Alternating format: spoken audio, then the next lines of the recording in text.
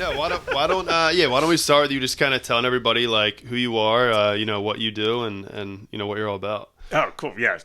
So my name's Gio Randazzo, and I'm an actor, director, kind of a jack of all trades. I mean, those are my artistic talents as well as being a painter. But my family also owns a pizzeria and Italian restaurant here in Ocean City, New Jersey. Yeah. So. Yeah, Randazzo, it's a great spot. Yeah. Oh, yeah. I also worked there for like 8 years of my life, 8 summers. Great time, dude. Your family's a great family, honestly. Like, I loved working there. So did Jerry. Jerry and I talk about it all the time. It's a great time. Oh, it's such great times, man. That's like, it's wild when you think about the people who have like come through and worked there over the years. So many people. Yeah, because that's when you were working there. We thousands, had like honestly, 60 or something people working at once. I was gonna say, I feel like the one summer I was there was like 100 or like just over 100 total people that were like on the payroll, like on the staff working there. Yeah, to have what, like 10 delivery drivers? Yeah, like sometimes 10, maybe 11 sometimes. Yeah, it gets I guess I should mention that too. It gets totally insane for people who don't understand the shore, like they don't get right. It's like nuts. It gets. I try and explain. I'm like, there's like, it's the Jersey Shore, which like if you know, you know. If you don't know, you got to explain. You're like, all right, the Jersey Shore. It's like pretty much during the winter, there's no one. Yeah, it's like which I think now it's dropping actually back down to the numbers prior to COVID, where there's only like 5,000 people that live on the island. Of like the year round population is pretty low for sure. During the summer, it jumps to 200,000. It's totally insane, and they keep building more like hotels and all that stuff. So it's a wild ecosystem. Yeah, for sure. It was fun though. We had for a little while it was just like madness. We just like managed ourselves and all the delivery drivers back there, and then. Your sister was sent in to sort it out. We were pissed about it when she first came back because we we felt like we had it figured out, and we were like, especially the guys who've been there forever, like totally. We were like, you kind of figure out your little route and everything. But it was like totally true that like there's always that one guy that's like not going to take deliveries on either end of the island, and they're just going to like zip back and forth right around the restaurant to all the like $100+ orders for the big tips. Yeah, especially during COVID. That's when it got really oh my insane. God, yeah. That like those like 2 summers, but especially that one summer, like because that's all there was. Like no one could eat out, and you guys actually have like really good like Italian nice dinners there too, like homemade pasta. I'm serious. Like it's good stuff. Yeah. I know I can't get enough of when I'm back. Today I had like 5 slices. Oh my God, really? That's hilarious. Yeah. You probably get sick of like just eating pizza and stuff during the summer. You would think, but it's just, I feel like pizza's a food that you can't really get sick of because you could always make it in so many different ways. Even when I was working there, I was eating like a slice every single day, pretty much. Yeah. It's like it's less than a bag of chips. Like my girlfriend will always be like, you just have slices like they're like a candy bar or something. I'm like, well, when it's that accessible, it's just like, you make those. You would always make those like Nutella slices with like the M&Ms and stuff on it too. The little dessert pizzas. I never got why you guys don't sell those. I might be bringing up family drama. No, dude. We tried. It's just the amount of like time and effort that it takes to make those. There's so many good things that we could make. Yeah, but it's like I used to make that little. Sorry to cut you off. You used to make that like. Also, it was like super thin, like spicy chicken. I made that today. Okay, yes. Yeah. That was the other one. Spicy chicken, tomato pie, and the breakfast pizza. That's what I had this morning. Yeah, I remember that one too. Yeah. It's because they're just so, like, when you're making one, it's not bad, but like, same thing, like, during the summer when you have to make like 50 of them or something. Right. Well, because you guys kind of did that with like some of like the Sicilian pies, like certain times you won't do those and stuff. Yeah, too. exactly. Like, it's a lot. Yeah, because I mean, it's just like cutting down the menu. Like I just actually saw a post today about In-N-Out. And how their menu, why they can grow and build as much as they do. It's because they only have like burgers, fries, shakes, and soda. And that's it. It's like quick and yeah. So you can system-wise, you can making the same thing over and over again, simplified as opposed to this and that, and which we used to have like, I think like 15 different pizzas, and then there would be like one no olives, one half onion, half this, because no one. And even now with probably the cut down list, it's still so much like specific variation. To every single pie. With like because you'll have like, a veggie pizza, no onion, and then on the next order, a veggie pizza, extra onion, no mushroom, and something, and then like for someone pulling them out on the other side because they're just looking. At 25 pizzas, and then they're looking and they have to like try and this is figure out what's what. Have you ever had any that were like so ridiculous where you're like I'm literally not doing this, like I'm not making this? I mean there's been a bunch of those like that, yeah. I mean shrimp on pizza, which is like or like people like anchovies sometimes. Anchovies. I mean anchovies we actually have on as like a standard topping. I hate doing that because it's just to me they just smell terrible. Then like some people love them though. I know. But there's been. I'm trying to think of like the craziest ones off the top of my head. I try and like blank them out. But because now it's like just so much easier and streamlined as opposed to when we had all those different things. I mean you guys still have a pretty big menu. I mean the last time I saw it, even like he's like newer, but if you know the guy like Bakeria 1010 down on Asbury. No. Like, I think I know the one. Like, he does like square, thicker pie. He has really good stuff. You should like try it at some point. Too. Yeah, I don't know if he's new, right? Yeah, he's newer. He was in like Summers Point, Linwood before, and then he like moved up to Philly. But now he's been back here the past like 2 summers or so. Yeah. But even he last summer he had like a whole big sandwich list, and even he announced the other day he was like cutting all that out. He's only doing pizzas because it's just like too much. I know, dude. I feel like a lot of people, they think, we can get away with like having all this stuff and variety's great, and it is great, but not when you have to make a lot, because then you also need all those different toppings and ingredients. Or like or like having a bunch of stuff on your menu that like people don't order that often. There's like a couple people that get it, but it's just like you don't even know, like if you're buying ingredients, you're wasting if they're not sold, all that stuff. Yeah, totally. Anyways, I feel like we just went on a major pizza tangent.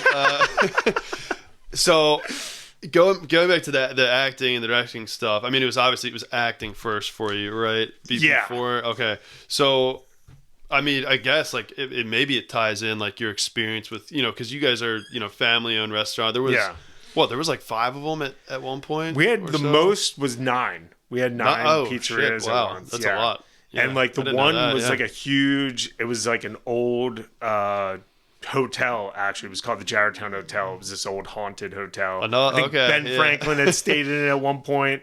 Like super haunted. Like I mean, a bunch of people had seen ghosts. I had some weird experiences when I was younger, where like I had seen an orb or something at one point. And then like I'd be doing my homework in one of the offices, and there'd be like phones ringing, and I'd pick it up and there would be no one there, and it would say like I was being paged by, let's say, the hostess stand downstairs, because it was like a 3-story restaurant too, and then I'd go downstairs and I'd be like, who was on, and there would be no one there, or like they'd be like, no, I've been here the whole time, like no one was doing that. But people actually saw ghosts, because apparently in like the early 1900s someone died in the barn in a tornado or something like that. Where was this place? It was in Upper Dublin. Okay, yeah. So for anyone who doesn't know, it's like 30 minutes north of Philadelphia. So I know it's like kind of suburbs of Philadelphia, and I think it's still there, but it's called something different. But the Jarretown Hotel, you could still look up the ghost stories. Still might be haunted if you go check it out. Oh yeah. Oh, it definitely is, man. I feel like those vibes and energy that was there, it doesn't really go anywhere. No, for sure. I actually, and I'll mention it at some point, but I hadn't even kind of thought about this till we're sitting down now, but I've had like a couple kind of like ghost type experiences in my life as well. I want to like, I guess first we'll kind of like get like into how you got into acting stuff, and then we can talk about your movie. I guess I definitely believe in like weird like energies, at least. Like, there's like some very like poltergeist type stuff. Yeah, there's I just guess like there's weird... such technical terms for the types of hauntings. Yeah, I would say like even just like negative energy, like or it's like I don't know in my mind if it's like the actual person is still there, but like maybe something awful happened to them and there's like that negative energy or the person's essence is like stuck there somehow. If that makes sense. I 100% know what you mean, because that's in the basement of that restaurant. There were those negative vibes, and then like upstairs, they weren't. To me, they weren't negative. They were more like playful ghosts. And stuff. But that, I mean, well, back when my family owned all those restaurants, that's kind of I got into acting through modeling. I started modeling. Okay. You know, like where you. So you were like, what? When were you doing that? Like as like a young kid? So when I was younger, you would always go to the mall, and I don't know now. And people would approach you and be like, "You would be a good model." Like, oh yeah, you'd be a good model. And like we always used to be like, "All right, yeah, whatever." And then I always thought those people were like there to like abduct scams and stuff. No, right? like literally abduct children or something. That's what we always kind of thought too. And then the one time I was just like, you know what? Like, I don't know, like, yeah, sure. Like, I'll try. Yeah. And I went to this thing and, like, you go down to Washington, D.C. and it was Wait, so how old were you at this point? I was 17. Okay, all right, And, like, I was, and I don't know, I guess I had, like, started discovering working out and all that stuff. So I was, like, getting into shape. And that's when I was just like, I'll try this. Like, get to travel the world. And, like, it was maybe around when Zoolander came out or something. But great movie. Oh, I know, right? Yeah. So I was like, I want to travel the world and model. And I went to this convention thing down in Washington, D.C. And at the time, there was IMG was the biggest modeling agency in the world. They had like Cindy Crawford and like all the like big supermodels. And they called back 2 guys out of like 1,200, and I was one of them. Nice. And so I was like, oh, maybe there's actually something in this. Because at the time they were like, you're too young, but like, because I had like acne and stuff. They were like, when your look matures, maybe come like check us out and, reach out again. So I started like kind of pursuing it at that point, going up to New York, which was also just fun, 17. Yeah. And go to New York, go to like modeling open calls and stuff. And I ended up getting an agency in New York and Philadelphia. And then through that, they started getting me some background jobs. And like, I worked on Spider-Man, the original one with Tobey Maguire. Oh, no way. So you were like a background actor in that? Yeah, it was sweet. Is there a scene like I could see you in? Oh, totally, dude. Yeah. So when he's calling Mary Jane, it was Mary Jane in that one. Mary right? Jane, yeah. So when he's calling Mary Jane on the phone to leave a voicemail, there's like a camera that like swings around him, and I was literally like this far away. Like 3 feet from Tobey Maguire for that scene. At 17, I was skipping school. It was like awesome. Yeah, it was awesome. So I was like, I want to do this. Like, And then I was on The Sopranos a bunch of times. Yeah, I got to meet James multiple times. Get the fuck out. Oh of here, dude. Are you kidding me? No, I'm That's dead like serious. my favorite show of all time. Oh hell yeah, man! It was awesome. There was during God. Johnny Sack's funeral. It was like all the lead cast and like 20 extras. So there was more leads than there were extras. And I got to hold like Frank Vincent's umbrella, met like Christopher. So there was this other guy that I was talking to. And he's like this like old school Brooklyn guy background, but like you could tell he's not an actor, and that was funny at the time too. You could tell there was like almost better that way though. Yeah, because there were a lot of times where there'd just be people. Well, which I found out later, apparently a lot of criminals go and do background work. Okay, and they get out of jail because it's easy. I don't know. That's like, because they don't do background checks, I guess, so you can just get work.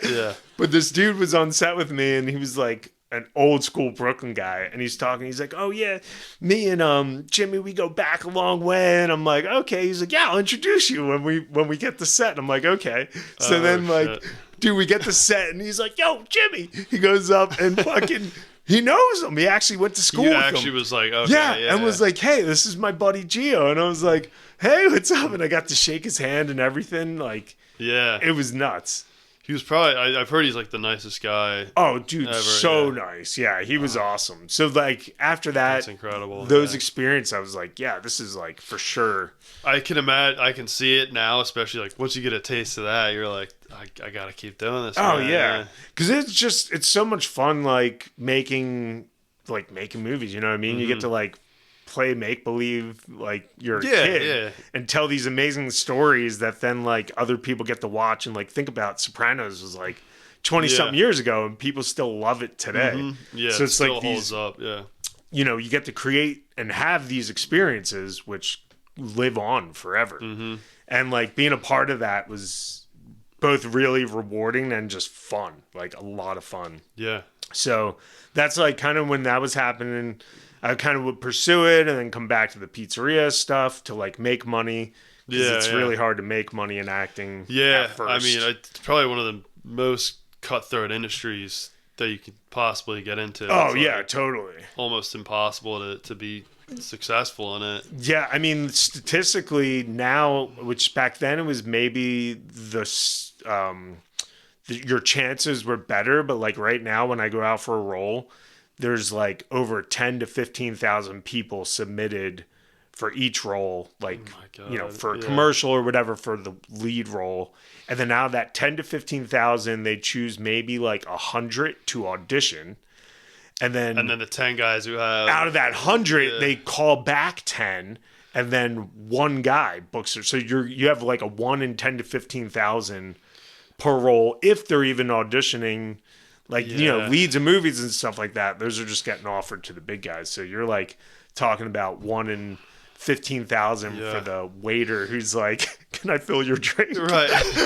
Like, and I'm sure most of the time, like all 10 of those guys that get called back have like some type of connection with somebody who works on the set or whatever it is. They have some type of in where it's nearly impossible to get so I've lost out on a role so I could do like pizza flair and stuff. You know, obviously I've been making pizza my entire life. You did that once on Brooklyn Nine-Nine, right? Yeah, I did on Brooklyn Nine-Nine. I had Home Economics, a couple commercials. I did a Tide Doctor Strange commerul where I was tossing pizza.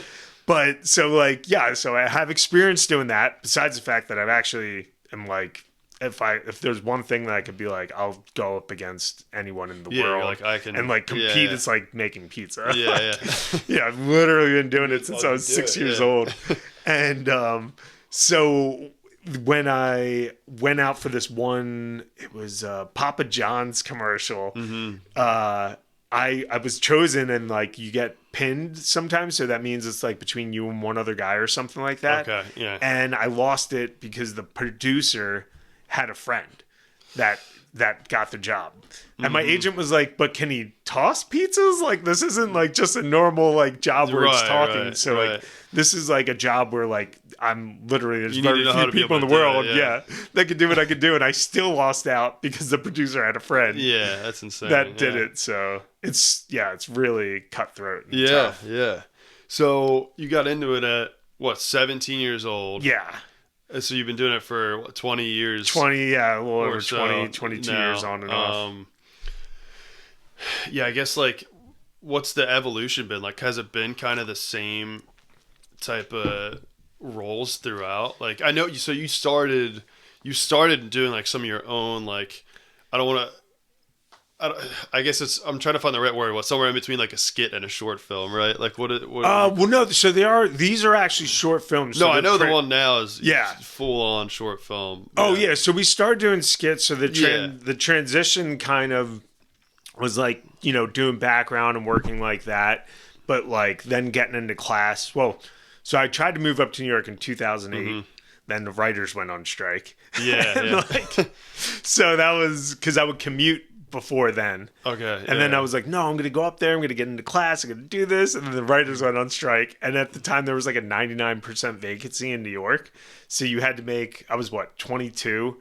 And at the time, to qualify for an apartment, you had to make 40 times the rent, which, you know, in New York at the time, 2 bedrooms or 1 bedroom apartments are still like $2,000 or $3,000. So I wasn't making... in early 2000s, over 100,000 as like a 20-year-old. Yeah. So I moved to Key West, Florida, and worked in a bar because I always wanted to live on a tropical island. Okay, I didn't know that. How old were you when you did that? So I was 22 and like I couldn't find, the writers were on strike, so I was like, oh, I'm not going to be able to act. And then my friend called me and he's like, yeah, I'm like, working at this bar down in Key West, like I need some good employees. You want to come down for the winter? And like I had already told my family that I was leaving the pizzeria for that winter, so I was like, yeah, sure, I'll come down. And this was actually just before I had applied to be a tour guide because I'd just gone to Europe a year or two earlier. So I applied to be a tour guide in London or all of Europe at the time too. But I didn't hear back, so I moved to Florida. Of course, as soon as I got set up in Florida, they called me to go to London, which at the time I didn't know anyone there, but I would have had to fly to London, have the interview, wait to see if I got the interview. Yeah, after I had literally so I was just trying to live in New York for a month. Then I moved to Key West, and then I was there for a month. And then I got this call to go to London. I was like, fuck, I don't know if I'm ready to do that again. That's tough. I mean, that's tough going there without knowing anybody or anything. But it's nuts to think, had I gone, like when you talk about, like, I forget what it's called. A split. Yeah. Like, had I gone and been a tour guide in Europe, totally like, different path. What my life would be, I don't know. I probably wouldn't be an actor. I probably wouldn't be, you could be married over there with 2 little British kids. Yeah, exactly. Who knows? I could be living in any, because I would have been going all around Europe. Yeah, so I could have ended up in there. any European country. Yeah. Like I might not even be coming back here or like and working for the summers. Like because I'd probably summer tours in Europe. Yeah, that's a big time for over there. Yeah. So, but the one thing that did happen, I guess, when I didn't go was I realized winter was a choice and that I didn't want to partake in anymore once I escaped winter for 1 year. Yeah. So that's what the next year then I was like, all right, I'm moving to California. And that's when I like got serious about like acting classes and like really delving into the craft of acting. Cause like being on set and stuff is super fun, but like to really, kind of out compete against, cause it's really a competition. As much as it is art, it's definitely a competition, which is so weird to think about. It's a competition to be a truthful individual caught on camera. That's while kind of lying as well. Yeah, exactly. Yeah, pretending. Exactly. You're pretending. Well, that's the thing. Like in the debate is like like you're living in pretend circumstances. So like you're actually, the emotions shouldn't be pretending. You should be you should be drawing on real on real emotions from pretend situation.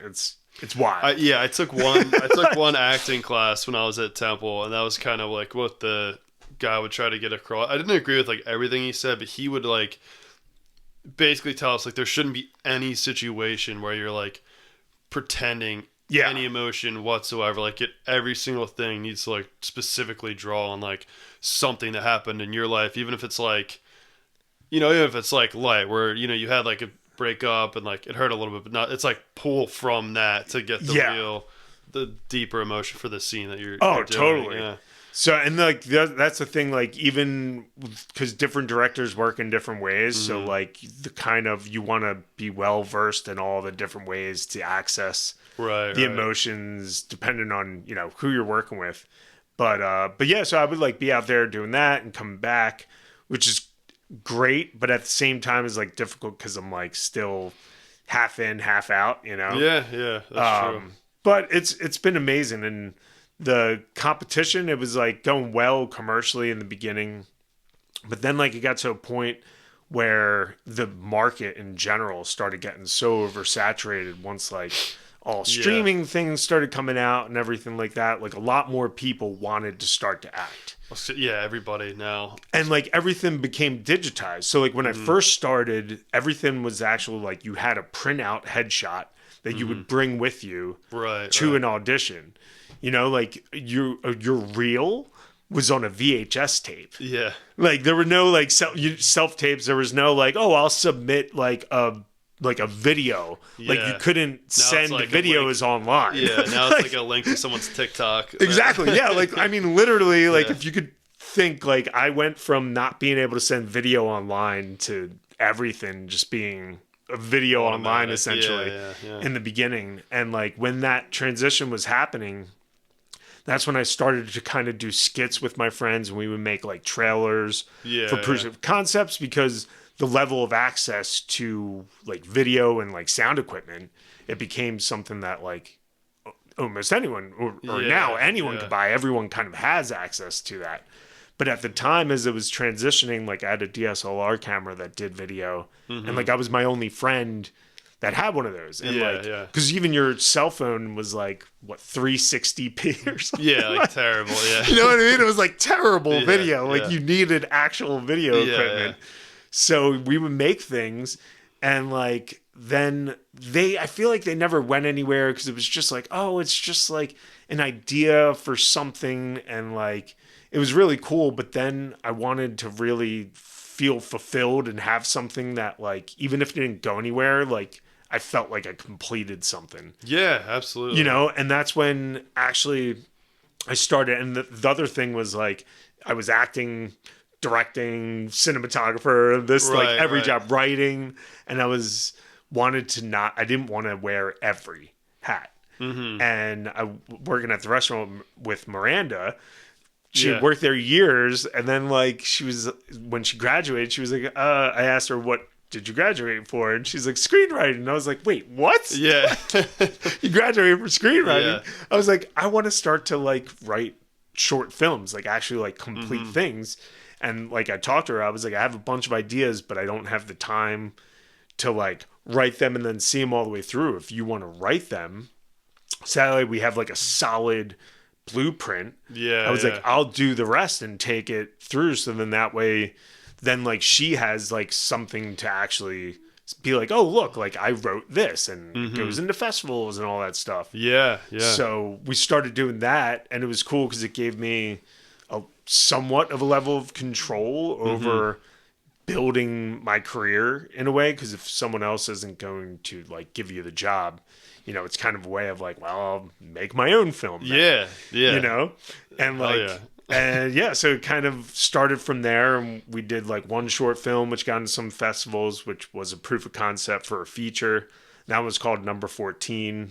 You can see all these. So that was your first short film, was Number 14? That was our first short film, and the idea was at the time in LA there was affordable housing programs. So it's not like Section 8. It's like you actually have to make between, let's say, like 25 to 50,000. It's like moderate. You have to have moderate income. Okay. You know, and like have good credit and everything like that. And it's like a brand new apartment building, but instead of paying like $3,000 for the apartment, you pay $500.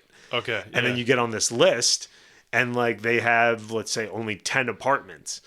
But when I got on this list the one time, I got like number 85, and I was like, "Fuck! Can you imagine if you're like number like 11 or 12, like, and there's only 10 apartments, like what you would do to get that apartment?" Because once you're in, like, and to pay that little rent is awesome. Because if you think about the majority, I would say, of everyone's living expenses is and there's a ton of people staying in the same quality apartment paying double the price, and they have no money to spend, and so that was the premise for the first one that we did. Okay, sweet. And she made that, and then we have like a feature which we're trying to shop around and stuff. So that one, so it's called, what is it, that one's called Number 14. Number 14. And so where can people watch that? On YouTube. Okay.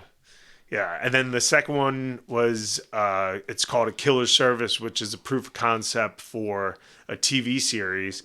And that one, the idea came about, so I was doing like Uber and, TaskRabbit, which I don't know if TaskRabbit's still a thing. I don't even know what that is, So TaskRabbit's this app where you sign up and you basically get hired to like put people's IKEA furniture together, or like move furniture, when I had done it, I like that one of the tasks was like going to CVS, picking up a charger and delivering it to a restaurant. Okay, so it's just like random. Yeah, like tasks. Groceries. It was kind of before like what's it, like DoorDash and all those other things. This was like the original, which was literally anything you can imagine. Like people would have. Like so the first thing that I got hired to do was hang curtains. And like I just signed up for the app, and you got to fill out the background check, all that stuff.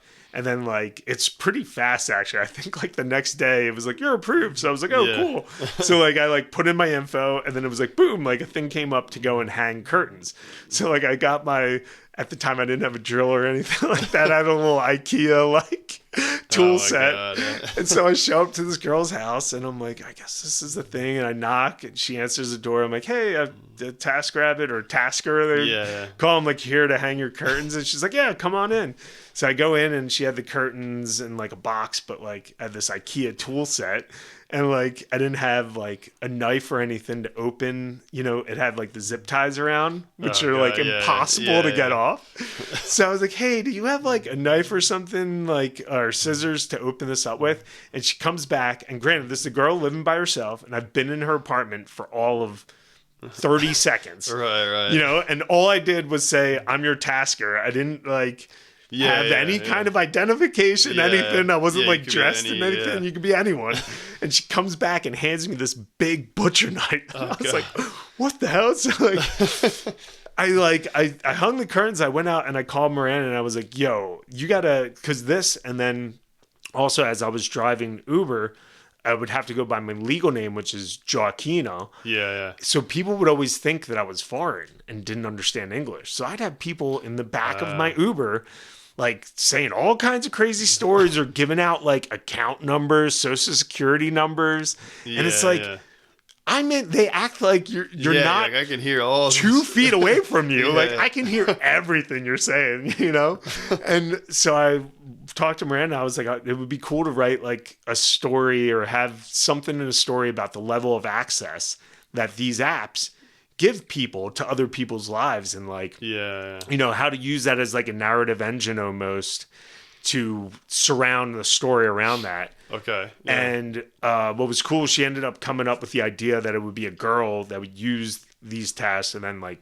guys, because that's a thing. Like a lot of those apps, you think, as a girl, that it's dangerous to be using those apps. But also as a girl to do it, because at the time, think about, I mean, now it's more common that you have women or female, like, Uber drivers or TaskRabbits.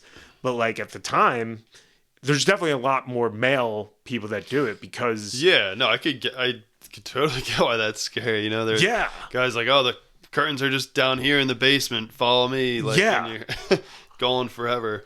Exactly. Yeah. And like, so coming up with that idea, she flipped around. She's like, what if it's a girl who does those, and then a couple guys take it too far, and kind of I guess I don't know how much to spoil or give away from give away. But I mean, I guess you could give it. There's a guy who takes it too far, let's say, and she ends up the lead character ends up starting a group of females that kill rapists instead of murderers. So it's kind of like Dexter. You can imagine if Dexter was a younger badass female who kills rapists instead of murderers. Okay. And then they use apps like that kind of to like suss out, these creeps. Yeah. It's kind of like Black Mirror-y type of... Yeah. Like the creepy ideas involving some sort of like technology or something. Yeah. Yeah. Yeah, and that one, the short film you could watch on YouTube as well. And but how long are each of them? So each of those are 23 and 25 minutes, which I learned for anyone who plans on making short films, you want to be under 15. I always was like, well, what does it have to be? Like, why can't it be? 23 or 25 minutes sounds great to me. It's like a short episode of TV. But, and it is. But tell me why, tell me why. So in the short film game, which I've learned now that I've made 3 short films, and I do some screening for festivals as well, it's, although they say 0 to 45 minutes, or not 0, but I guess like 2 to 45 minutes it could be, really the sweet spot is anywhere between like 8 to 15. Because in a short film block, there's normally like 5 to 7 films. So if you're a 25-minute film, and they're normally like an hour and a half block. Okay. So if you're a 25-minute film, you take up the majority of the block. And that just means that you have to be that good of a film. You essentially have to be better than 2 or 3 other films put together. Okay. So it's just, you have to be it has to be a really good film, because you're also like I guess the medium in a way. It's like, really meant for like 8 to 15-minute films. You could look at it as like, if you think like TikTok or Instagram, what, a minute's the sweet spot, right? 30 seconds to a minute. Yeah. So it's like having like a 2 or 3 minute thing in that space, because viewers are really like searching they're for expecting like 30 seconds to a minute. So beyond that. Okay. So they're going to be, once you go above that short amount of time, they're going to be like almost looking for things that are wrong or to nitpick on. I guess to judge. Disengage or what's reasons to disengage, something like that. Yeah. Unless it's if it's really good and you can captivate. Right. Yeah. Unless it's okay. Yeah. So. Okay. So we have those two that you've done. Is there any more before the one we're obviously going to focus on? No, it was pretty much those. Like I said, there were some other ones that I'd done, which are really fun experiments, but like most of them, I was literally like the actor, like a lot of them. Everything. Yeah, me and my friend, we would actually be getting each other's coverage while acting. Yeah. So those from number 14. Those are kind of your transition from like a skit into like these are like legitimate films. Yeah, where we had like a cinematographer. I work with editors and like professional composers and sound people and like really, because what was cool is I wanted to understand how a film's made from start to finish, like all the nuts and bolts and the nitty gritty, not just like being a content creator. Yeah. Which is, it's fine and all well, but for me, I love telling cinematic stories. And it's like really being thoughtful about like where you place the camera and the whole art of actually making a film, And so those were kind of my transition into it. And with each one, I've definitely, learned stuff. Oh, I'm sure. And I'm sure you'll continue to learn. Oh, yeah, totally. Like the newest one's under 15 minutes. Okay. I was going to ask learned you that. Yeah. And that's kind of your most like expansive. Like you've put the most kind of work into it. You've had probably the biggest team work on that, right? Yeah, I mean, I guess like comparatively, Killer Service in this one, yes, but this one actually I did have more people because we shot both here in Jersey and LA, and we did stunts and green screen. Okay, so it's the first one where I had like actual visual effects. Yeah, and it's like called compositing. She Follows, right? She Follows, right? Yeah. So yeah, I definitely want to talk about like the production, how everything went, but I guess first let's go back to the beginning. You as a child, or however old you were. I guess first, if you want to talk, I mean, we kind of touched on like some of the ghosts, like any ghost experience you had, or anything like leading up, and then obviously that experience, which like led you to make this movie. Oh, totally. Yeah. So when I was growing up, the house that we grew up in outside Pennsylvania, we had like Chalfont, right? Upper Dublin, Maple Glen. We had a restaurant in Chalfont and lived in like Doylestown area. Gotcha. Okay. And that was our second house, which that house was fine. There was no bad energy there, luckily. But this first one, it wasn't like consistent bad energy, but there would be weird things that would happen. So like we would be sitting on the couch, my sister, brother, and my mom, watching TV, and then there'd be in the kitchen we had this marble fruit bowl, and like kind of like a textured countertop, and you would hear this bowl just going, really moving back and forth, and there'd be no one else in the house. My dad would be at work, and we'd get up, and like the bowl would be on the other side of the counter. Like we always like kept in the corner, it would be on the other side. That is really weird. What the hell? And then we'd go sit down, and it would happen again. You would just hear like and then some weird stuff like that. The shower would like turn on full force and then like stop, like when you'd be brushing your teeth, which like if it was something with the pipes or something like that, it would like trickle or something, or and it wouldn't just be like right after someone showered. This would just be like random. And then my mom, I guess the last and final thing that I could really remember that stopped it. Because we had one of our cousins or something like that was like a priest or an exorcist or something like that, apparently. And he was like, you got to use salt and like really believe and like throw salt all over the place and ask the demons to get out of the house. Really? Is salt. That yeah. I don't know. So that's what he had said. Yeah. And my mom was on the phone with one of her cousins in the bedroom. So it's like everyone in your family's like all on board though with like there's with this. Except my dad. My dad was the one who didn't believe because he wouldn't be home. Yeah, when it would happen. Maybe the ghost is scared of him. Right. Yeah. So my mom was home and she was telling her cousin all these stories, and her cousin happened to ask what time it was, and there was one of the digital clocks, and let's say it was like 7:52, and she was like 7:52, and I mean that's before everyone had cell phones and everything like that, you know. So like you look at a clock and it was a digital one, and it was 7:52, and so her cousin was like 7:52. That's like very specific, but okay. Yeah. So we went to my grandparents, came back home, and the clock was blinking 7:52.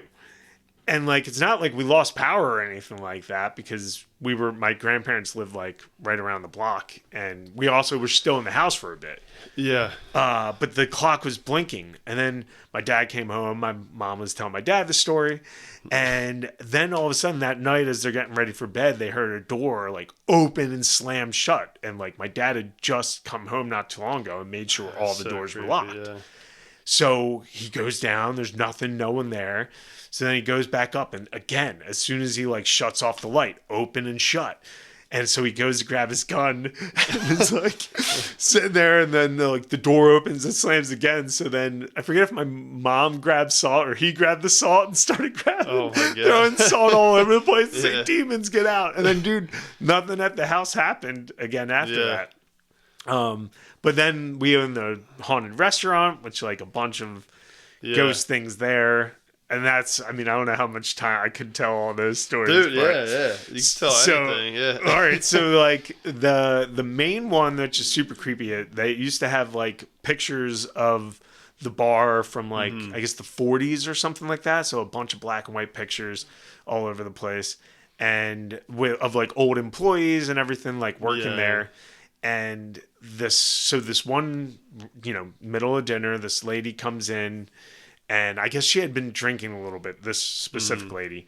And then she goes to the bathroom, comes running down and says she was in the stall, and some woman popped her head through like a ghost. No way. Popped her head. Sorry, this is a customer? This is a customer. Pops her head through. She said this ghost came and popped her head through the stall and was like, I'm not here to hurt you. So they're like, okay, lady. And they sit her down in the bar, like give her a glass of water. And she turns to the wall and is like, oh my God, starts freaking out. And it's the woman in one of the pictures. No way. Yeah. So they're like, all right, maybe this girl had a little too much to drink, That's insane. Was there a bar at... Yeah, it was a bar and restaurant. Yeah. So then after that, a couple weeks or something go by, and this other lady just came in, and like she wasn't drunk at all. Goes up to the bathroom and comes running down. Is like, this woman came through the stall, and they go and show her the picture. Excuse me, on the wall, and it's the same girl, and she's like, that's her. God. So that's like one story. Another story, so my uncle was like, that is freaky as hell, in his late 20s. My uncle was in his late 20s when he was working there, and so they would, after the bar would close or when it'd be slow, him and his friends would be hanging out there, and one girl went up to use the bathroom but she got lost and ended up going like up another floor because it was 3 stories. Yeah. And she was looking through for the bathroom and ended up stumbling in this room where there was a guy washing his hands, like dressed like in 40s, like old stuff, at my mom's computer because it was an office then. And they were like, what? And she came running down screaming. And at first they're like, wait, were you in the girls' bathroom? And she's like, no, it was some old man washing his hands. Told the story and all this stuff. And like, it was just them in the bar. They went around, checked the whole... there's nowhere... there's only one staircase to come down. So it was like, there was no one else there. Was there even a sink in your... So the next day, they go and they look like around, and there actually used to be a sink. Like it's not anymore, but there were pipes, and it used to be a sink a long time ago. Wow. So those are just like a couple in the basement. Remember how we were talking about like bad energy? Yeah. I would go down there, and you could just feel like, I don't know if it was like just because it was a basement, like and you're a 100-year-old basement, yeah. you know, but Yeah. or like there's just that feeling because when with you, what it's hard to explain, but if you know, there's like a bad energy, I've had, right? Yeah, the one house that I lived in too, there was like some weird stuff. And actually, the house my parents have now, there's like just very few incidents, but this was the craziest one. I was maybe like a freshman in high school. Yeah. Freshman, sophomore in high school. And I was just sitting there eating my breakfast, and my parents' dog, he's a border collie. He's like sitting he's kind of sitting right behind me. I'm on the island, and he just like shoots up all of a sudden real quick, and he starts like growling like I've never ever seen him growl. And it's like, it's hard to explain, but where he's growling, there's nothing there except for a mini fridge. He's like staring directly at the mini fridge. And this is the smartest dog you would ever meet in your life, too. He's not one to react at nothing. Yeah. And I was like, I started getting really freaked out. And then I got that like dark, like weird, like, it's almost like a putrid feeling. And it's just like, it feels cold. Like, and you're like, and it's just like, what is that? Yeah. And so he just kept going. So it's like literally, so there's this mini fridge ahead of him, and then there's the door like all the way down the hall to the right. So there's really nothing there. And then all of a sudden he jumps like straight into the air, like almost like a cat, and like screams like a really high pitched yelp.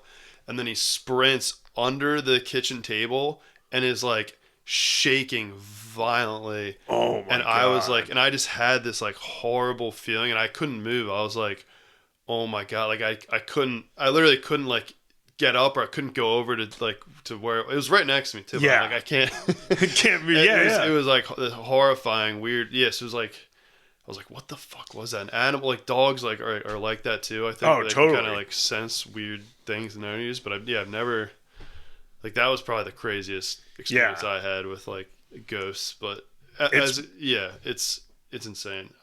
It's wild, yeah. So that was like the kind of the preemptive things, and like I'm trying to think other times, because it's weird when you talk to people who haven't seen it or maybe don't believe, and you have had experiences. Yeah. Because it's like there's no you can't rationalize, especially this other one that we saw, what I made the film about.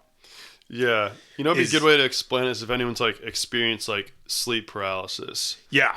I don't know if you have, but yeah, it feels like there's like, or at least when I've had it, it's felt like there's like a demon on top of me, and you're almost like seeing into like another world or another dimension that you're not supposed to see into. Oh, totally, dude. And that's probably like similar to what most people's like ghost type experiences. Oh yeah. Do you ever lucid dream, or have you ever tried lucid dreaming? Yeah, I have. I actually talked about that with Jerry. I was like into it for a little while, and I'll keep it. Long story short, I like got too into it, and then what was how did you get into it? Like, so I would lucid dreaming that. So, well, I just growing up as a child, I always had like extremely vivid dreams every single night, and I would have like multiple, and I still now every now and then I'll have like really crazy like movie plot-esque type dreams. Yeah. But so I like really wanted to, because every once in a while here and there I would like just realize I was in the dream, and I could kind of look around and experience it. So I like, one of my friends had told me like you can actually like train it and get better at it, and like kind of do it on command.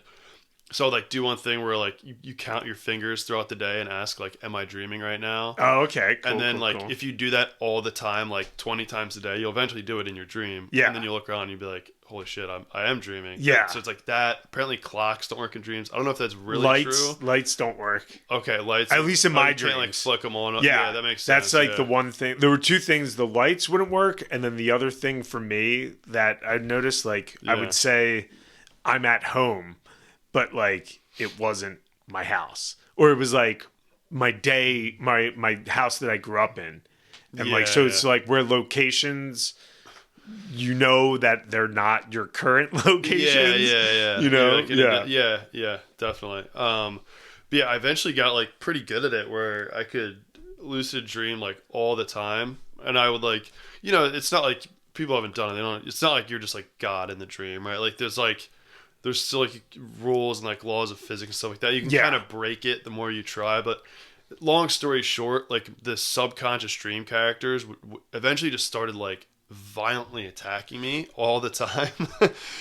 So, dude, that's when I stopped lucid dreaming. Okay, so you did. So you had the same experience. Yeah. So I felt like like I was like, I need to stop this because it was horrifying. They would like brutally murder me, and then I would like shoot awake. Like, yeah, dude. The last time that I vividly remember lucid dreaming, it was this thing, and like where you say you're not God because like I couldn't fly, but in this one I could like jump really high. Yeah, so I had the same experience. Parachute down. Okay, yep, yeah, I had the same thing where like I would like try to jump and then slowly fall, and then eventually a couple times I did fly. Yeah, but yeah, so it's exactly like that. Yeah. So mine, I had like a pizza box that I don't know what, but like as my parachute. It's so the pizza's so ingrained in you because I had like I'm surprised it wasn't just an actual piece, of pizza, like just a big pizza. No, but it was like a pizza box. I guess I don't know. I would jump and I'd be like, oh, but then it was so cool because there were like nice big rolling hills. Like if you can imagine, like sounds you're in an Appalachian country or something. You're just jumping from hill to hill,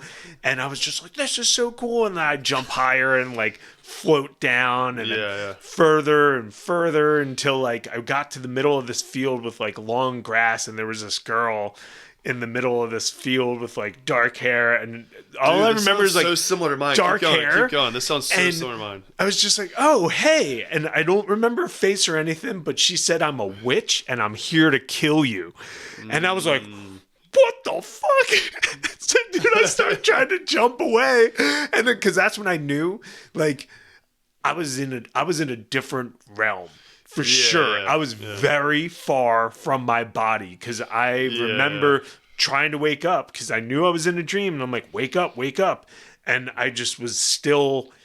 I was there in whatever reality it was, and I was very far from my body because I was trying to get back, and I could just feel the girl on my tail. I gotta ask you a question. I'm gonna be really freaked out if you answer the way I hope you don't. What was she wearing? Do you remember? I don't remember exactly, but if I were to answer the question, I want to say like a white dress or something like that. Fuck. That I just got chills.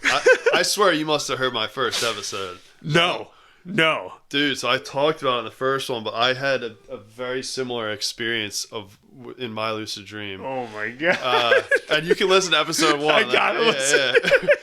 So I had this science class, right, where the clock just was already broken in there. Which is why this is ironic, but so I woke up in the dream. And I look at the clock, it's broken, as it always is in real life. But I was just like, thought about, am I in a dream now? So everything's completely normal, except there's a mirror like this one right here. Yeah. At the very front of the room, just leaning up against the wall. I know. Now I'm like, this would be a really fucking scary Where's the watch? This feels really real right now. So I'm like, realizing it's a dream. I see this mirror, and I'm like, I would get up, and in the like back of the classroom, only in the mirror, not where I am, is this girl with dark hair in like a white like gown or dress. Yeah. And so I'm like, that's weird. Like, what is this girl doing here? So I'm thinking, because this is one of my first times dreaming that I can really control things. So I'm like, all right, come here. Yeah. Like to her, because I'm just like trying to see what's going on there. So she does. She starts walking over. I'm like, all right, cool. Then she starts getting a little bit closer to me, and I'm like, kind of freaked out. So I'm like, all right, like stop walking. But she doesn't. She just keeps coming towards me. And then I start getting like really freaked out. I'm like, stop. Doesn't. And then I'm frozen in fear and I just can't move. And she comes right up to the mirror and sticks her hand through the mirror, puts her finger like this directly into my cheek, and just keeps pushing like harder and harder and harder, until I woke up and I was biting my own cheek like as hard as I possibly could. Oh my god! But it was horrifying. So you know what I was just thinking, and it's like, it's an interesting almost thought. Have you seen the movie The Ring? Yes, yeah, the American one. It kind of looked like her, I would say, or the idea of that, like the Grudge type girl. Yeah, or like, but then this is the thing. Okay, let's say our brain is creating that. Who's not to say, though, because it's all in our mind, right? That even if we were in some different realm, that we weren't like that is what form a demon takes in our mind. And it's almost like a collective thinking from our generation, or people have seen that movie. It might the demon or whatever might just be like an essence, and so it takes a form that we can conceptualize. Yeah, and that's like a thing that, because those movies scare the hell out of me. Yeah. But it doesn't make it any less real. Like I totally believe that stuff like that is like you're going to some alternate reality or a different dimension or something. Like it's too. Some of the stuff I've seen while dreaming like that, it's too vivid to me. It's too complex. Oh, yeah. Where I'm like, I couldn't have created this on my own. It's just too... Yeah. It's too crazy. Yeah, but that's wild. Yeah, I can't believe...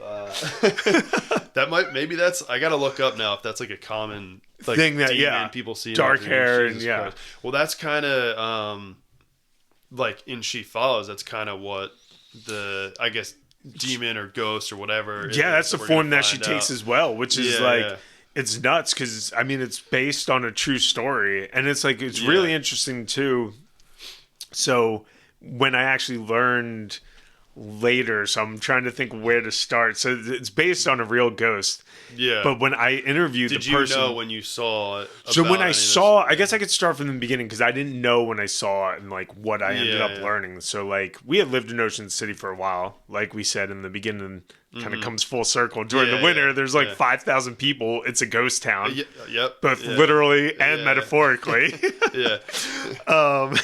And so there's no one there. It's just like a town of empty houses for anyone that doesn't know what it's like. So it was a cold winter night, you know, like, and there's always just, you know, during the winter when there's that like fog, that ocean mist it gets in like the super air. Misty, foggy. You can't even see like a block ahead of you. Totally, which just makes it that much eerier. Creepier, But it wasn't one of the ones where you couldn't see that much. It was just like spots of it, you know? Yeah. And I was talking to my one friend, and I was going to go play video games. And how old are you? I'm like 22, 23. Okay, yeah. So I call my girlfriend on the phone. She lived in New York, my girlfriend at the time. And like this was before cell phones had pictures. They were like those little Nokia where you play Snake. Like the Motorola. Those are, for the nostalgia of everyone who remembers those phones. But at least we were getting an idea of where technology was. There was no video on phones at this time. Right. So I'm just talking to my girlfriend, and I'm going to cross Central by 7th Street, like through this wide open parking lot, and I see this girl in a white dress walking down the middle of the street and barefoot as well. But it's like the middle of winter, so it's really cold. And this girl's just in like a white nightgown. And when you saw her, sorry to interrupt, was she like she looked like just like a totally like... So it was solid. Like she wasn't like translucent or anything. She's like looks like, a solid person. She wasn't translucent. There was something off about her, but it wasn't translucent enough that like I went... That's a ghost. Yeah. You know what I mean? Like she was full enough that I was like, what the hell? Yeah. Is that a ghost? And there was like just enough mist too, where it was like, you know, I wasn't sure, and I was probably my brain trying to be like, it's a ghost, but it's not a ghost. It's not a ghost. Can't be a ghost. Yeah. But I froze, like you said, and like, you know, I mean, it's just weird. You would think you're in Ocean City. Why would you freeze if you saw a girl walking down the middle of the street? Right. Besides the fact that there was obviously something very off energy-wise about this girl. And I remember my girlfriend like screaming at me like, what's up? And I'm like, is it weird for me to be scared of a girl walking down the street in a white dress barefoot? And she's like, yeah, I would run, was her first instinct. Because she heard the fear in my voice. Yeah. And I was like, yeah, that sounds like what I should do. So I just ran to my friend's house, who lived like basically that church parking lot there. So I ran through some alleyways, came up around my friend's house, who I had just spoken to, and he said the door was going to be unlocked and he was going to be home waiting for me. Oh, no. I get there and it's locked and he's not there, but all the lights are on, TV's on, I'm banging, nothing. He's not coming to the door. Like, and I'm banging on the door and there's no answer. I'm looking around, nothing. So I'm like, I need to get inside. I can't be, because it was kind of still dark, you know what I mean? Like everywhere on the street, and I didn't feel comfortable yet. So I started walking parallel down Wesley and to Central, and like, you know, you can see in between the houses. As I'm like walking, I see her walking down Central again. So I start running down Wesley, and I'm running down Wesley, and as I look in between East house, she's still just walking, dude. And I'm running in every house. She's just walking, keeping up with me somehow. So, like, I tried waving down a car that was going down A Street, nothing. Then, like, I finally get to where that school is, and there's, like, a larger opening. And I sit there and I wait, and I didn't see her. And I'm like, all right. And it's, like, well lit there, too, which, like, everywhere else is, like, very dark, and there's all, like, corners. This is kind of, like, a larger, well lit, like, you know, path. And so I went through, I looked both ways down Central. I didn't see her, and I was like, oh, thank God. Look straight ahead through the parking lot. She's standing there in the doorway of a doll shop, which I don't know why, but the doll shop just is that much creepier. Yeah. But there was a doll shop there, and she was standing in the doorway in the alleyway just staring at me. And I froze again, and all I remember was praying to God that this ghost didn't possess me, because I was just, there was like this energy, although she was like maybe 100 yards away, it felt like she was right in front of me, like, and going to possess me, and I was so scared. And my girlfriend said, like, I was silent for like, you know, 10 seconds or whatever as she was screaming, and I finally came to, and I was like, I gotta call my brother, he's home, he could come. Sorry, you're in New York, but thank you for your support, but I need my brother to come out here, because like this has been going on too long, and like I can't be the only one. I can't deal with this alone because no one else is there. My friend wasn't there, so I call my brother. I'm like, just come outside, like there's some girl or something following me around. He's like, what? I'm like, just come outside. So he comes out. And at the time, you could, like, kind of see our back porch. So as soon as he opens the door, she starts walking down the alleyway and then, like, kind of disappears behind these houses in the alleyway, though. But there's no way with my brother coming down and me now crossing the alleyway, if it was a person, me or my brother would have, there was nowhere else for her to go where one of us wouldn't run into her. So then I got to the alleyway. She wasn't there. I got to the stairs. Me and my brother bumped into each other, and he had been walking down the stairs all the time, didn't see anyone cross. There was nowhere, if it was a girl, a person, where they could have gone. So we run inside, and I start telling them the story, and they're like, you're full of shit. I'm like, look at me. Do I look like, why would I be making this up? Like, I'm like sweating. I'm like on the verge of tears. Like, why would I be saying this? And they're like, well, let's go back out and see if we can find her. I'm like, I don't want to go back out. I was just out there. I'm scared shitless. What are we going to do? So we grabbed like baseball bats, like a sigh, and like some other weapons. Like, that's going to do anything if it's a ghost. But we were like, I don't know, if it's some crazy lady. But that was like the mental state that we were in. 3 20-some-year-olds are grabbing weapons for a girl following us, me on the street. So we get out on the balcony and we look down and we're looking around. We don't see anyone because you kind of like see a lot of level of the street. And then all of a sudden, we see her creeping up behind this house, walking down the middle of the street again. And like really low, we were like, there she is. And we all turned and looked.